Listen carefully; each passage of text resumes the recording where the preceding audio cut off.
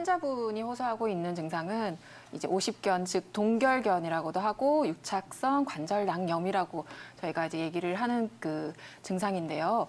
처음에는 이제 어깨 통증이 오다가 그 이후에는 밤에 통증 때문에 잠도 못 이루시다가 이 팔을 올릴 때 팔이 올라가지 않는 운동 제한까지 나타나게 되는 질환인데요. 이제 그 동결견 같은 경우에는 외상성으로 오는 그 증상 이외에 대부분의 증상들은 특발성, 즉 원인이 명확하지 않은 특발성, 내재성 원인으로 인해서 나타나게 되는데요. 그래서 처음에는 이제 별스럽지 않게 생각을 하시다가 운동에 제한을 받고 밤에도 이제 고통스럽게 되시면 병원을 내원하셔가지고 치료를 받게 되십니다.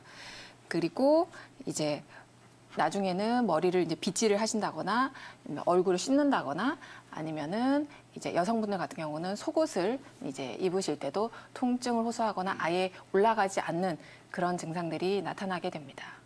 네, 또 이 밖에 특발성 원인 말고도 다른 원인들이 있을 것 같은데 원인과 증상에 대해서 좀 더 자세하게 이야기를 해볼까요?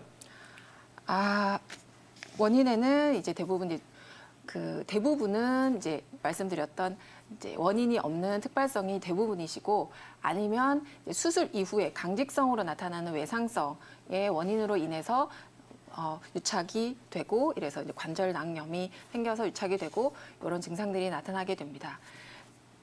그렇다면은 오십견뿐만이 아니라 또 어깨 질환을 따져봤을 때 다른 증상들도 많이 나타나고 있잖아요. 네네네. 특별히 뭐 오십견과 비교할 수 있는 다른 증상이 있을까요? 이제 환자들이 가장 이제 헷갈리시고 증상이 유사하게 나타나는 질환에는 회전근개 파열이 있겠는데요. 이 회전근개 파열이라고 하는 것은 우리가 회전근개, 이제 극상근, 극하근, 이제 견갑하근, 그다음에 소원근이라고 하는 그 회전근개의 파열, 그러니까 이게 파열이 일어나서 나타나는 증상이랑 이 오십견이랑 증상 면에서는 이제 초기 증상은 특히나 아주 유사하게 돼서 이제 헷갈리게 되시는데요. 이 두 증상의 차이점이 있다면 이제 유착성 관절낭염 같은 경우는 유착이 돼서 그 부분이 운동을 제한하기 때문에 능동적인 내가 스스로 팔을 올리거나 하는 것들은 당연히 이제 제한을 받게 되시고 수동적으로 이제 다른 사람이 이제 억지로 올려주는 거에도 운동 제한이 있겠지만 이 회전근개 파열 같은 경우는 능동에는 이 파열이 됐기 때문에 능동적으로 운동을 하는 것에는 제한이 있지만 다른 사람이 이렇게 올려주는 것에는 그 제한이 조금 많이 없다고 볼 수 있고요. 그리고 근육의 이제 근력이 떨어지는 거에 있어서도 회전근개 파열에는 이제 근력이 떨어지는 근력 약화가 나타나지만 이제 오십견이라고 하는 동결견에서는 근력의 약화는 나타나지 않는 차이점이 있게 됩니다. 네, 능동적인 어깨의 가동 범위를 통해서 이 두 질환의 차이점을 구별할 수 있다는 점 꼭 기억하시면 좋을 것 같은데요. 그렇다면 우리 시청자분께서 오십견 때문에 지금 고생을 많이 하시잖아요. 네네. 어떤 치료 방법이 도움이 될 수 있을까요? 한의학적으로는 우선은 그 주위에 있는 근육을 침으로 풀게 되고 그리고 노화된 주위에 있는 연조직이라든지 아니면 영양분이 떨어져 있는 조직들은 한약으로 인해서 이제 치료가 가능하게 되시고요. 그리고 봉약침이라고 하는 침이 이제 강직성 위축에 있어서 효과가 좋은 것으로 나타나고 있습니다. 그리고 도침요법이라고 해서 그쪽을 이제 유착된 부위를 직접적으로 자극을 줘서 치료하는 시술도 있고요.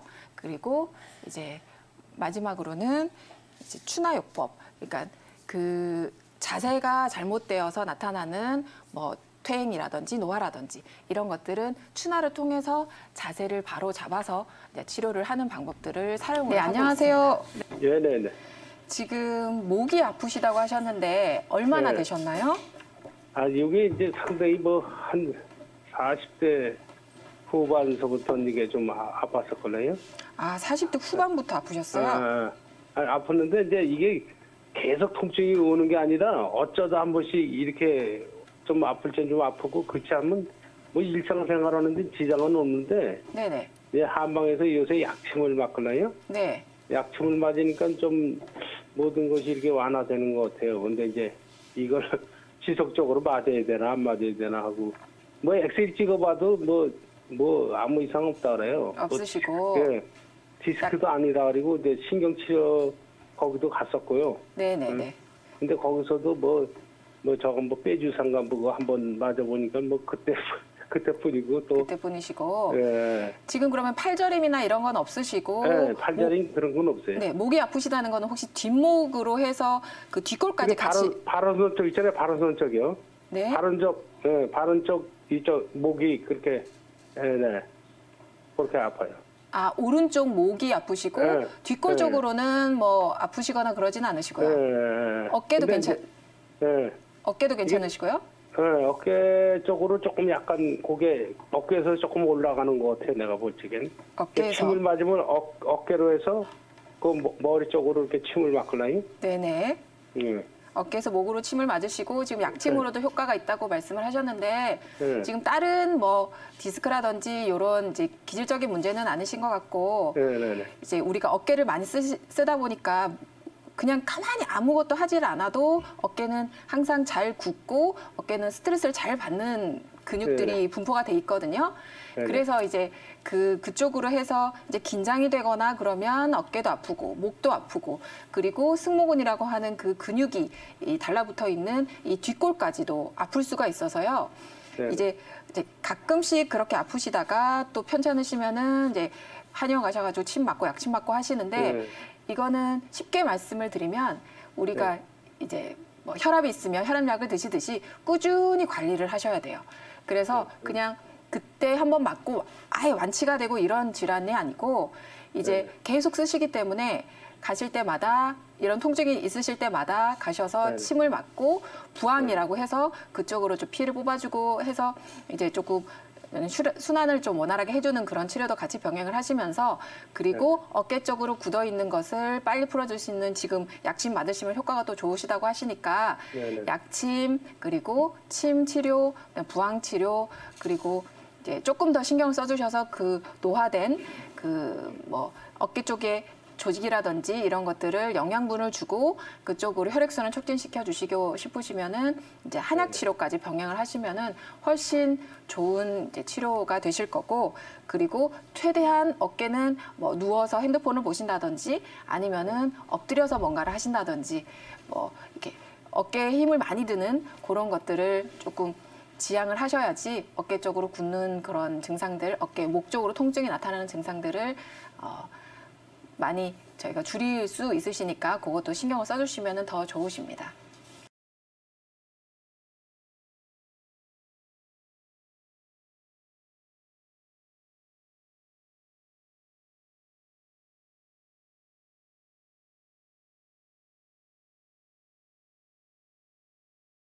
어깨의 특이한 구조 때문에 어깨에서만 발생하는 질환이 많이 있는데요. 대부분 현대사회에서는 앉아서 생활을 많이 하고 또 두 팔을 이용해서 대부분의 시간을 생활을 하거나 일을 하고 계시기 때문에 대부분 분들 양쪽 어깨가 무겁다거나 짓눌리는 느낌 많이 느끼셨을 겁니다.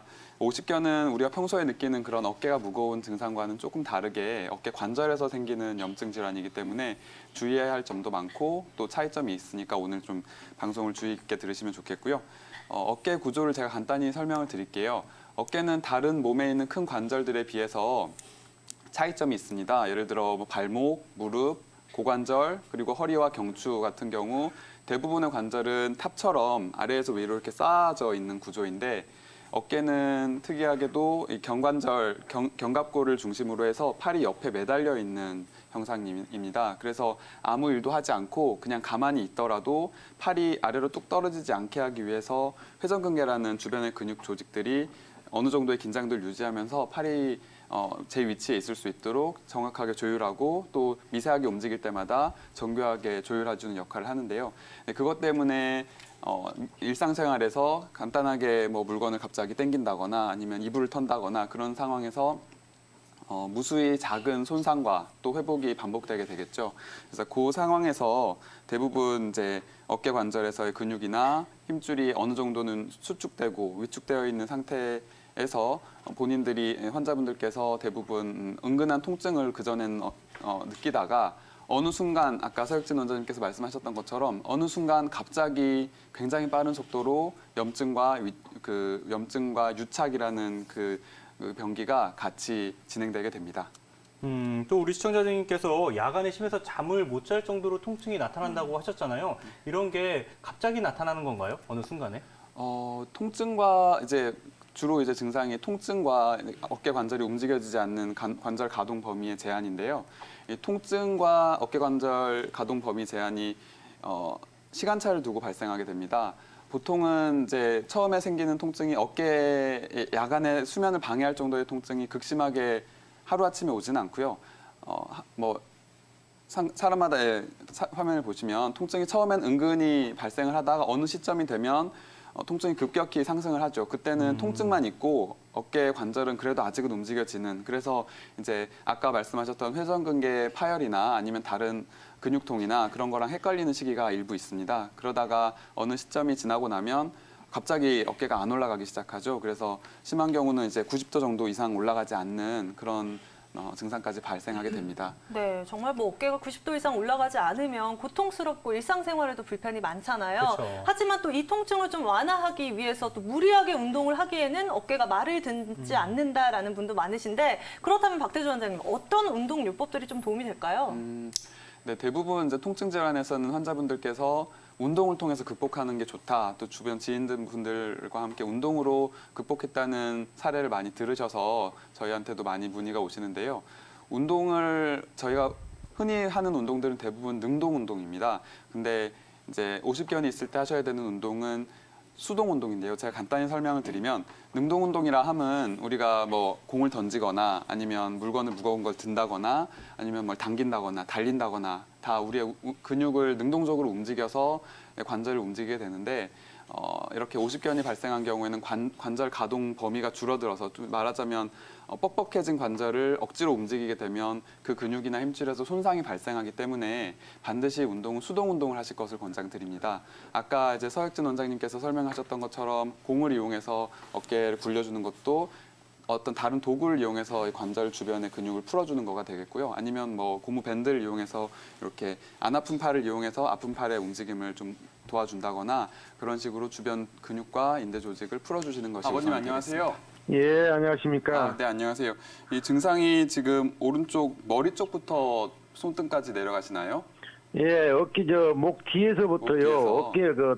어깨 상단에서 이렇게 손등까지 내려갈 것 같아요. 증상이 언제부터 발생하셨는지요? 한 몇 개월 됐어요. 몇 개월 되셨어요? 예, 예. 해당 증상에 대해서 치료는 아직 해보지 않으셨고. 아니, 일반 병원을 신경외과나 정형외과를 한 두서러 번 갔었어요. 네.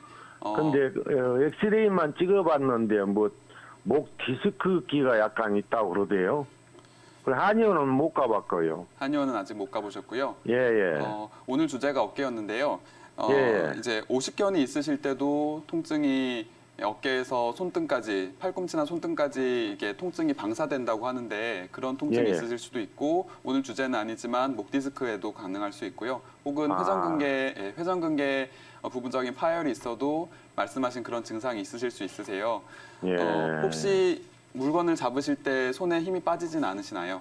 예, 그런 거는 없어요. 그런 건 없으시고요. 예. 평소 직장에서 하시는 일이 혹시 손이나 팔을 많이 쓰시는 일이신가요? 아니, 그게 또 없고요. 어깨를 이렇게 돌리고 묻고 제치고 오는 것도 아무 거시기는 없는데 간혹 이렇게 그렇게 그렇더라고요. 간혹 통증이 있으세요? 예, 예, 예. 통증의 빈도가 하루에 몇 번 정도 있으신가요?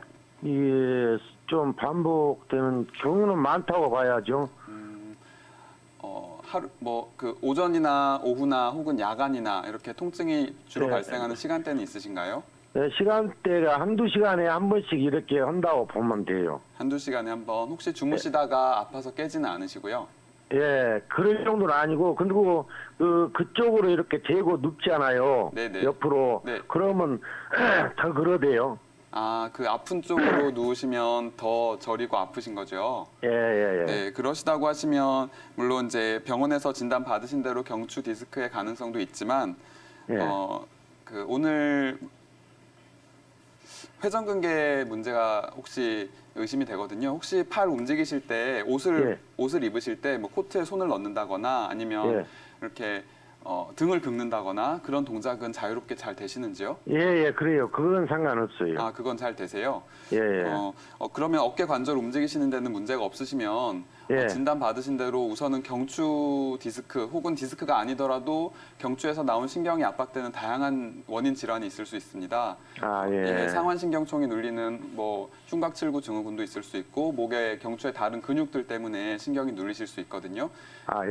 네, 증상이 발생하는 범위가 목에서부터 어깨를 타고 손 등까지 내려가기 때문에 예. 가장 큰 원인은 목에서 출발하시는 것으로 볼 수 있을 것 같습니다.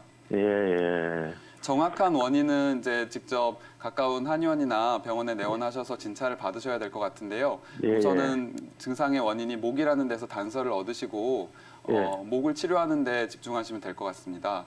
근데요, 이 원장님. 네네. 근데 제가 운동을 별로 안 했었는데 그러고 나서 이제 목 운동 같은 거 이렇게 이제 팔 운동 같은 걸 많이 하거든요. 네. 그러니까 아니 그 절리는 횟수가 줄어들더라고요. 아, 통증이 생기신 후에 운동을 더 많이 시작하셨어요? 예, 예. 근데 병원에서는 네. 목 운동 같은 것을 함부로 막 못 하게 하대요. 네. 근데 저는 이렇게 하면 그게 그 증상이 네. 더 횟수가 더 늦게 와요. 약하게 오고요. 네, 병원에서 운동을 좀 조심하라고 말씀하시는 이유는 예. 혹시나 운동을 잘못하다가 근육이 더욱 이제 긴장되거나 혹은 신경을 예. 건드릴 수 있기 때문에 그렇게 말씀하시는 건데요. 예, 예. 운동요법도 이제 가까운 병원이나 한의원에서 좋은 운동을 예. 소개해 주실 거예요. 거기서 소개 받으신 운동으로 하시면 효과 잘 보실 수 있을 것 같습니다.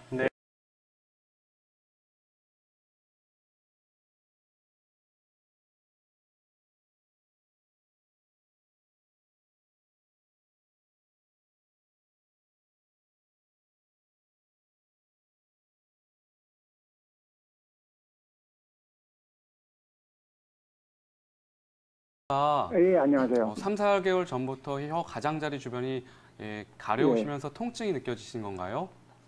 통증 좀 통증 심하지 않고 약간 돌기만 생기고요. 아, 네. 근데 증상이 계속되는 게 아니고 10분에 한 15분 정도 있으면 없어져요, 자동으로. 아, 증상이 있다 자연적으로. 없었다를 반복을 하는 거군요. 예, 계속 반복이 돼요, 이게요. 근데 그 증상이 혹시 예. 밤에 더 심한 경향이 있으신가요? 아니, 밤에 그렇지 않고 똑같아요. 항상 보면 간헐적으로 발생되는데 네네. 아침, 저녁에 막 정해진 시간이 없어요. 그렇군요. 평소에 잠은 잘 주무십니까? 예, 잠은 잘 자요. 보통 몇 시에 주무세요? 예, 잠자리 10시 정도 지칭하거든요. 10시, 밤 그리고 10시요. 아침에 일어나는 시간은 이 시가 6시 정도, 항상요, 6시. 중간에 깨거나 이런 불편함은 없으시고요. 예. 식사를 하실 때 혹시 혀가 불편하신가요? 아니, 그런 건 없습니다. 그런 건 없고요. 예. 본인은 스트레스를 지금 많이 받는다고 생각하십니까? 아니요, 스트레스 그렇게 많이 받지는 않아요. 그래요. 예. 일단은 예. 혀에 대해서 우리가 조금 생각을 해볼 필요가 있는데요. 예. 혀가 굉장히 붉잖아요, 누구나. 예. 혀가 붉은 이유는 바로 혈관이 많이 분포해서입니다. 예. 혈관에 충분하게 혈액이 많이 흘러가기 때문에 우리 혀는 붉게 보이는 거고요. 그래서 혀는 한의학적으로 심장과 굉장히 관련이 많습니다. 예. 그래서 혀에 이상이 나타난다면 제일 먼저 확인을 해봐야 될 거는 심장의 기능입니다. 보통 한의학에서 이를 갖고 이제 심열이라고 부르거든요. 심장에 열이 생기면서 혀에 이상이 나타난다 이렇게 표현합니다. 근데 심장에 열이 나타나는 원인은 굉장히 다양할 수가 있어요. 말 그대로 심장 기능적으로 이상이 생겨서 즉 혈액순환에 뭔가 문제가 생겨서도 심장에 열이 생기며 혀에 변화가 나타날 수도 있고요. 스트레스를 많이 받았을 때에도 역시 혀에 이런 증상들이 나타날 수가 있습니다. 예. 보통 이럴 때 내과를 가시든 신경과를 가시든 마땅히 약이 없습니다. 혀가 아파서 어떤 따로 정해진 처방을 받았다는 분은 아마 이 세상에서 한 분도 보지 못하셨을 겁니다. 대부분 원인을 정확하게 알 수 없는 경우가 많고요. 대신에 처방을 받는 약이 있다면 대부분 거의 동일합니다. 그게 뭐냐면 바로 신경안정제입니다. 예. 왜냐면 이제 신경안정제가 결국 스트레스에 대한 조절 능력이 떨어졌을 때 우리가 먹는 약이거든요. 뭐 화병이라든가 우울증이라든가 불면증이라든가 이런 여러 가지 이런 신경정신과적인 이상이 있을 때 먹는 신경안정제를 이런 혀에 이상이 나타났을 때 처방받는 경우가 많은데 그럴 경우에 실제로 약을 먹을 때에는 도움이 되는 경우가 있어요. 그래서 본인께서는 지금 일단은 스트레스를 많이 받고 있다라고 느끼지 않으시지만 막상 정신적인 스트레스가 아니더라도 육체적으로는 이미 굉장히 스트레스에 몸이 노출이 되어 있을 가능성도 있거든요. 근데 예. 스트레스에 대한 것도 이제는 객관적으로 우리가 검사를 통해서 확인을 할 수가 있습니다. 그래서 한의원이나 또는 이제 병원을 이제 내원하셔서도 스트레스 지수라는 걸 파악할 수가 있기 때문에 가장 먼저 제가 해봐야 될 거는 내 몸에 스트레스가 어느 정도 쌓여 있는지, 두 번째, 그 스트레스에 문제가 없다면 심장 쪽 기능에 이상이 없는지 요거를 먼저 체크를 해보시고 치료에 임해야 될 것 같고요. 오히려 이런 증상 같은 경우에는 한방 치료가 더 도움이 될 수가 있습니다.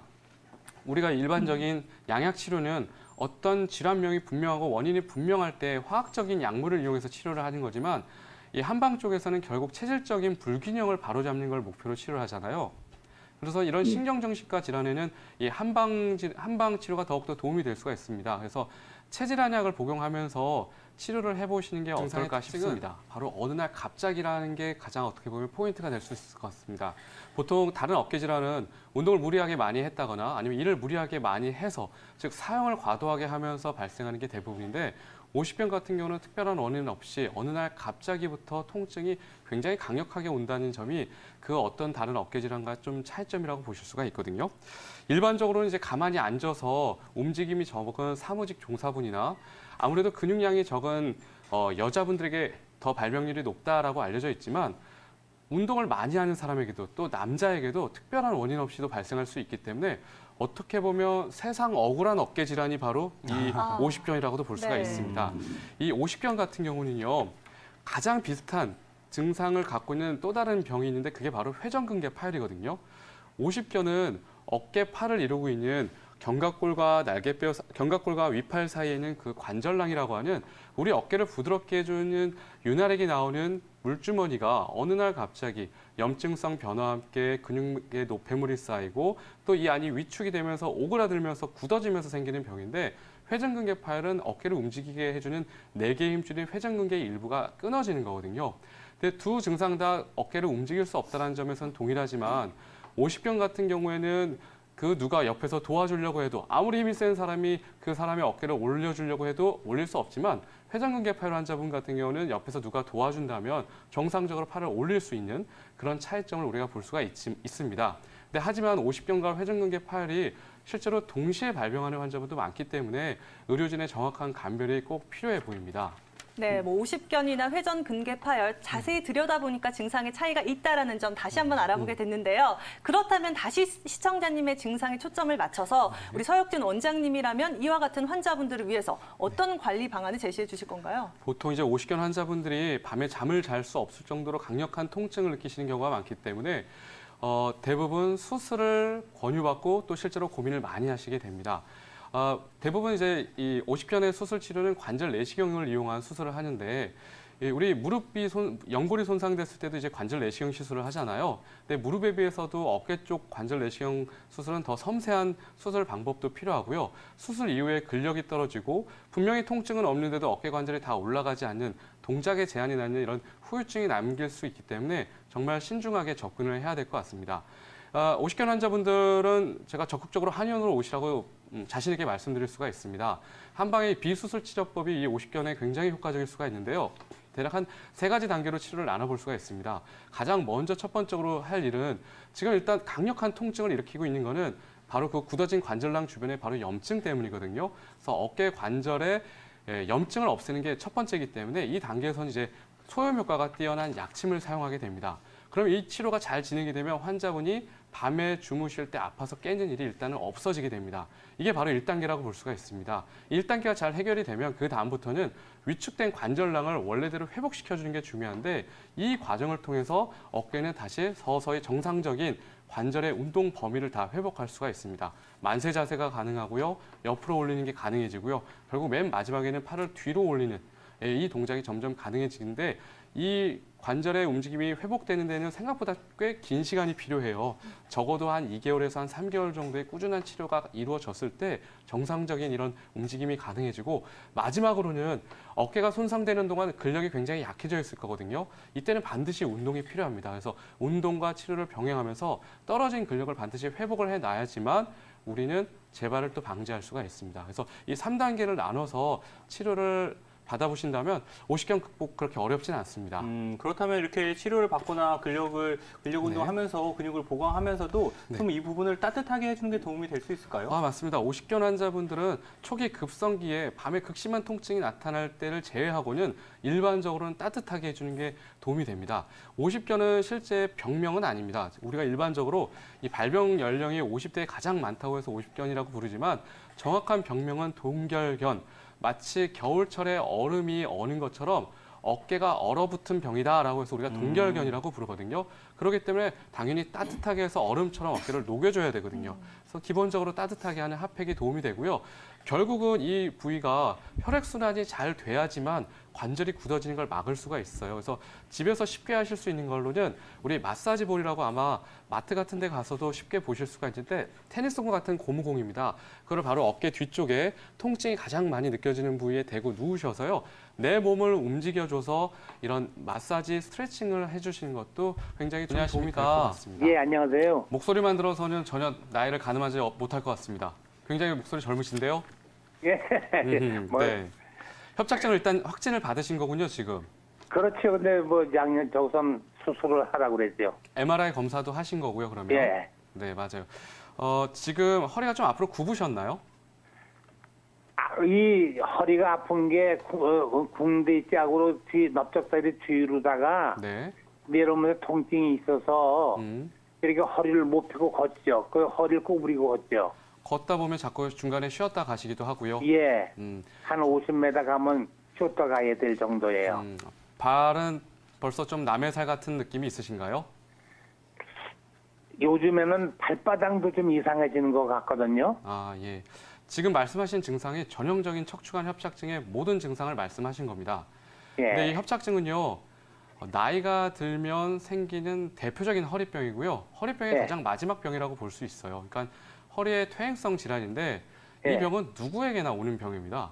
저도 분명히 아버님 연세가 되면 협착증을 진단받게 될 겁니다. 왜냐면 20대 후반만 지나게 되면 누구나 허리는 노화가 시작이 되거든요. 그래서 허리 사이는 디스크가 얇아지면서 뼈와 뼈 사이가 좁아지고 근력이 점점 떨어지기 때문에 뼈가 쉽게 말해서 아래로 주저앉는 거거든요. 그게 협착증입니다. 그러면서 다리로 내려가는 신경과 혈관을 동시에 눌러버리기 때문에 증상이 허리뿐만 아니라 허벅지, 다리, 발까지 이제 나타나는 게 특징인데 결국 이제 문제는 이게 수술로 할 거냐, 비수술로 할 거냐가 제일 고민이실 거예요. 보통 아버님 연세에서 하는 수술은 딱 하나로 고정이 되어 있다고 보시면 됩니다. 바로 뭐냐면 척추 고정술이라는 수술을 받는데요. 뼈가 이제 주저앉은 게 협착증이잖아요. 그러니까 주저앉지 않게끔 바로 뼈에다가 나사로 연결을 해서 쉽게 말해서 철심을 박아 놓는 겁니다. 그러면 이제 철심 뼈대를 이제 만들어 놓고 뼈를 고정해 놨으니까 뼈가 더 이상 주저앉을 일은 없겠죠. 근데 문제는 뭐냐면 아버님 연세에서는 뼈가 이미 약해져 있다는 거예요. 아무리 건강관리 잘하시고 해도 골다공증의 변화가 나타날 수밖에 없거든요. 그래서 고정을 하고 난 다음에도 그걸로 인한 또 후유증이 굉장히 많이 발생합니다. 또 고정이 잘 되어 있다라고 하더라도 이미 근육의 힘이 굉장히 많이 떨어져 있거든요. 그렇기 때문에 고정된 게 잘 유지될 리가 없습니다. 그래서 수술을 하시고 나서 통증이 없기를 기대하지만 그렇지가 않습니다. 수술 후에도 여전히 그 병원을 또는 또 다른 병원을 찾아서 이제 다니셔야 될 경우가 많거든요. 그래서 우리는 결국은 이제 비수술적인 치료를 접근을 해야 되는데 한방 치료가 더 도움이 될 수가 있습니다. 한방에서는 이럴 때 약침을 이용한 치료를 많이 해요. 그래서 일단 염증이 심하다면 소염 약침, 그러지 않다면 이제 바로 디스크 주변을 강화시켜 줄 수 있는 디스크 약침들을 이용해서 주변을 강화시키면서 하는 치료를 한다면 제가 봤을 때는 아버님의 삶의 질을 더 높이면서 더 허리의 통증을 줄여나가는 그런 좋은 치료 방법이 되지 않을까 이렇게 생각이 듭니다. 네.